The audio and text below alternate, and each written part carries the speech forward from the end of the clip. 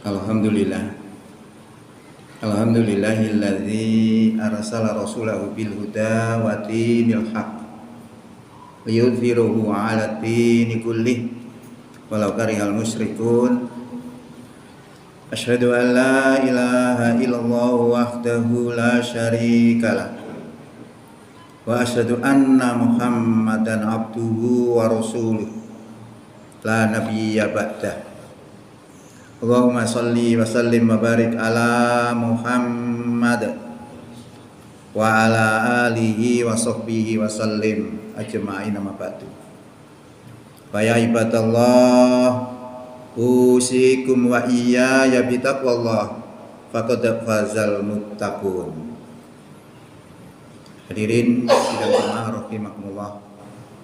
Mengawali khutbah di siang hari ini patut kiranya syukur alhamdulillah. Mari senantiasa kita aturkan kehadirat Allah Subhanahu wa taala antara nikmat kurnia-Nya yang telah dilimpahkan kepada kita semua sehingga di siang hari ini kita bisa hadir di Masjid Darul Aitam untuk beribadah pada hari Jumat. Kita tinggalkan segala aktivitas keduniaan kita semata-mata untuk mendekatkan diri kepada Allah, untuk taqarruban ilallah. Mudah-mudahan kehadiran kita di siang hari ini diterima sebagai amal soleh di sisi Allah Subhanahu wa ta'ala. Hadirin rahimakumullah, sebagai substansi setiap khutbah di hari Jumat adalah untuk meningkatkan mutu iman takwa kita kepada Allah Subhanahu wa ta'ala. Oleh karena itu, kami selaku khotib pada hari ini mengajak para jamaah semua dan kepada pribadi saya sendiri khususnya, mari kita tingkatkan iman dan takwa kita kepada Allah Subhanahu wa taala dengan mengikuti materi khutbah yang akan kami sampaikan di siang hari ini. Hadirin rahimakumullah. Sebelum kita masuk kepada materi inti, kita terlebih dahulu mengingatkan kepada tentang kondisi Allah Subhanahu wa taala yang penuh kasih dan sayang. Allah sudah menjadikan semua yang ada di alam ini itu atas kasih sayang Allah. Adanya siang malam itu juga kasih sayang Allah untuk memberi kehidupan kepada makhluk-makhluknya. Seandainya tidak ada siang malam tiap hari, mungkin panas terus sampai 1 tahun 2 tahun, mungkin kita jadi hangus. Kalau misalnya hujan terus setiap hari selama sekitar 2 tahun, mungkin kita jadi es. Maka dibuat siang malam itu bentuk kasih sayang Allah. Kita diberi organ ini juga luar biasa kasih sayangnya Allah. Diberi kabelnya itu kalau dilalar itu ya sampai berkilo-kilometer. Ada dikasih alat-alat, misalnya kalau kepingin tidur ada tandanya dulu, ngantuk. Kalau kepingin makan ada tandanya lapar. Ini adalah alat-alat otomatis. Ini bentuk kasih sayang Allah kepada kita. Termasuk ketika Allah memberikan satu ancaman, Allah juga memberikan solusi. Itu bentuk kasih sayang Allah. Saya lihat dalam Quran itu banyak perintah dan larangan. Yang larangan-larangan itu bila dilanggar akan mendapatkan sanksi yang berat. Lalu kemudian diikuti oleh aturan-aturan yang bisa membatalkan itu semua. Sebagaimana kalau kita lihat salah satu penyakit rohani yang bisa merusak iman itu adalah salah satunya adalah munafik. Munafik itu orang Islam, juga bersyahadat, juga sholat, juga puasa, tapi tidak senang dengan Islam. Tingkah lakunya banyak yang menyalahi syariat Islam. Banyak sekali sebenarnya. Tapi kita ambil aja ancaman Allah terhadap orang-orang yang memiliki sifat munafik. Diancam oleh Allah dalam Quran surat An-Nisa ayat 145. A'udzubillahi minasyaitonir rajim. Innal munafiqina fit darkil asfali minan nar walan tajidalahum nasira. Sesungguhnya orang-orang munafik itu ditempatkan di dalam neraka paling bawah. Dan sekali-kali kamu tidak akan mendapati seorang penolong pun bagi mereka. Ini ancaman luar biasa. Ya.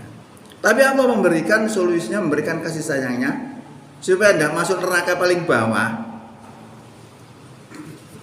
Diberitahu oleh Allah dalam ayat selanjutnya, ilal ladzina tabu, kecuali orang yang mau tobat, wa aslahu, dan mengadakan perbaikan, wa tasamu billah, berpegang teguh kepada agama Allah, wa akhlasu dinahum lillah, dan tulus ikhlas dalam beragama lillah, hanya untuk Allah Subhanahu wa taala. Jadi 4 hal ini solusinya. Faulaika, maka mereka itu ma'al mu'minin, akan beserta dengan orang-orang yang beriman. Fasaufa ya'tillahul mu'minina ajran azima, dan kelak akan Allah datangkan pahala yang besar kepada orang-orang yang beriman. Jadi ini solusinya. Jadi kalau kita kupas bagaimana penyakit-penyakit rohani yang bernama munafik itu, hampir manusia rata-rata kena. Nah, ini perlunya kita belajar Quran itu bisa tahu, oh ini tidak baik, ini baik. Solusinya seperti ini. Nah, tanda-tanda tobat itu kayak apa? Tanda-tanda tobat itu juga dijelaskan oleh Allah dalam Quran.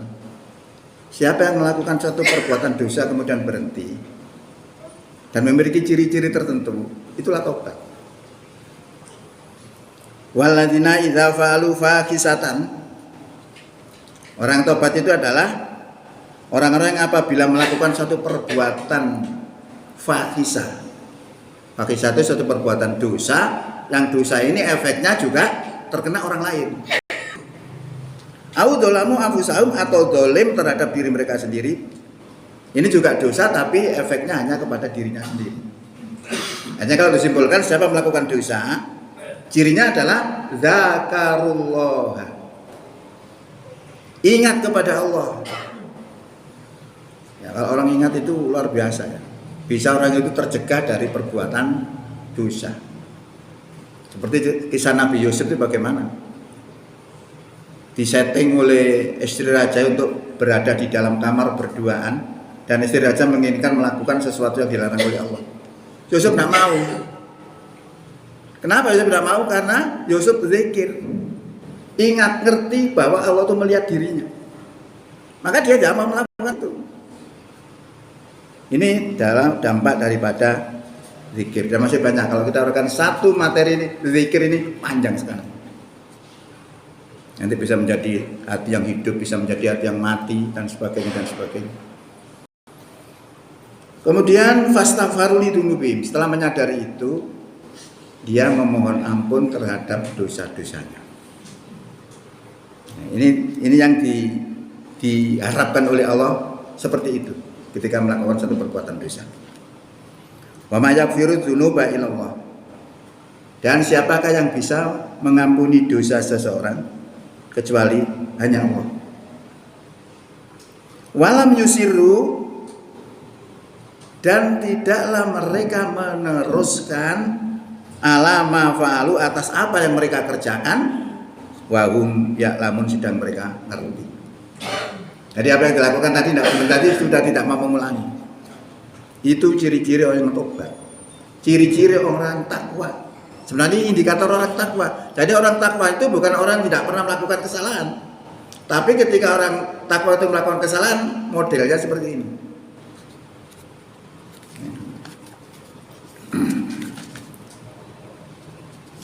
Hadirin rahimakumullah, termasuk terkait dengan tobat ini, Allah juga memberikan keistimewaan. Siapa yang mau bertobat dari kesalahannya, maka kesalahannya akan diganti dengan kebaikan oleh Allah Subhanahu wa taala.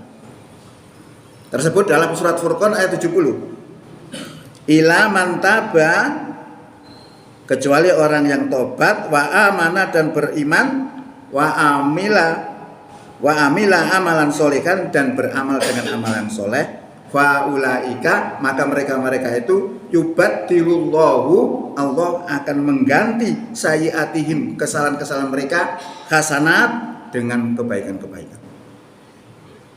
Ini kasih sayang Allah juga sebenarnya.